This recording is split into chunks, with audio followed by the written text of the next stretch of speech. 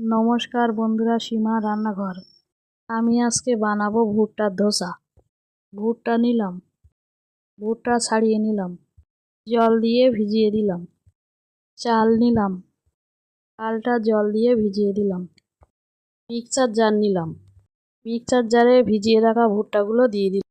ভিজিয়ে রাখা চাল দিলাম, কাঁচা লঙ্কা দিলাম, আদা দিলাম, বেটে নিলাম, লবণ দিলাম, হলুদ দিলাম, লঙ্কার গুঁড়ো দিলাম, মেখে নিলাম।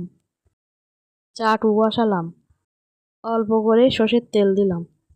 তেলটা চাটুর গায়ে মাখিয়ে নিলাম, অল্প করে দিয়ে দিলাম।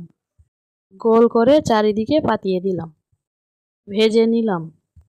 ভেজে উল্টে দিলাম, কিছুক্ষণ পরে তুলে নিলাম। ভুট্টার ধোসাটা ভালো লাগলে লাইক, কমেন্ট, শেয়ার, সাবস্ক্রাইব করুন। ফ্যান্টাস্টিক।